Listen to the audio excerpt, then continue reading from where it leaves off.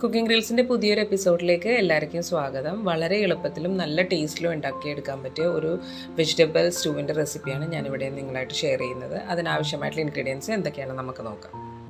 അരമുറി തേങ്ങ ചിരവിയത്, 2 carrot, 1/4 kilo ഉരുളക്കിഴങ്ങ്, ഒരു മീഡിയം സൈസിൽ സവാള, ആവശ്യത്തിന് വേപ്പില, ഒരു പച്ചമുളക്, 1.5 ഇഞ്ച് നീളത്തിൽ ഒരു കഷ്ണം ഇഞ്ചി.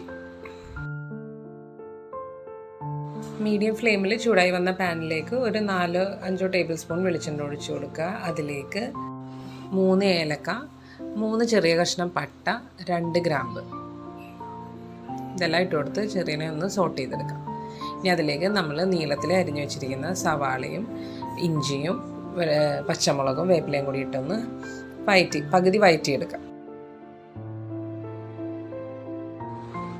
ഇപ്പോൾ സവാള ഇവിടെ പകുതി വഴന്നു വന്നിട്ടുണ്ട്. ഇനി നമ്മൾ അതിലേക്ക് അരിഞ്ഞു വെച്ചിരിക്കുന്ന ഉരുളക്കിഴങ്ങും ക്യാരറ്റും കൂടി ഇട്ട് കൊടുത്തിട്ട് ആവശ്യത്തിന് ഉപ്പും ചേർത്ത് 1/2 ഗ്ലാസ് വെള്ളവും ചേർത്ത് ഒന്നും അടച്ചു വെച്ച് നമുക്കൊന്ന് വേവിച്ചെടുക്കാം.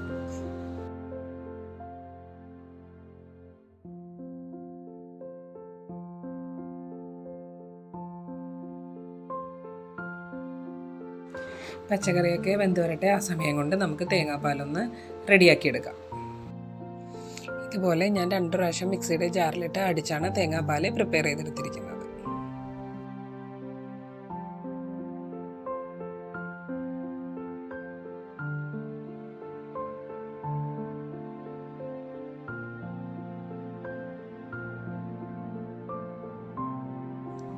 പച്ചക്കറിയൊക്കെ ഇപ്പോൾ ഇവിടെ നന്നായിട്ട് വെന്ത് വന്നിട്ടുണ്ട്. ഇനി ഇതിലേക്ക് നമ്മൾ അടിച്ച് മാറ്റി വെച്ചിരുന്ന തേങ്ങാപ്പാലൊന്ന് ചേർത്ത് കൊടുക്കാം.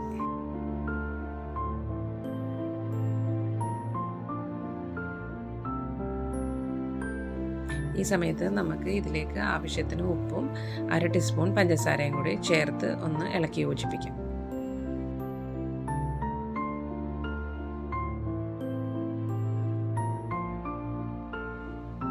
ഞാൻ ഇതിലേക്ക് കുറച്ച് മല്ലിയിലയും കൂടി ഒന്ന് ആഡ് ചെയ്ത് കൊടുക്കുന്നുണ്ട്.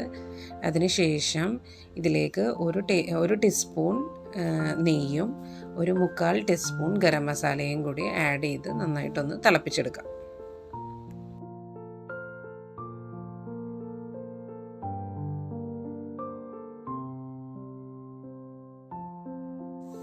അങ്ങനെ നല്ല ടേസ്റ്റി ആയിട്ടുള്ള ഒരു വെജിറ്റബിൾ സ്റ്റൂ ഇവിടെ റെഡി ആയിട്ടുണ്ട്. നിങ്ങൾക്ക് ഈ കണ്ടൻറ്റ് ഇഷ്ടപ്പെട്ടെന്നുണ്ടെങ്കിൽ ലൈക്ക് ചെയ്യുക. എൻ്റെ ചാനൽ ഇതുവരെ സബ്സ്ക്രൈബ് ചെയ്തിട്ടില്ലെങ്കിൽ സബ്സ്ക്രൈബും കൂടി ചെയ്തേക്കണേ. Thanks for watching.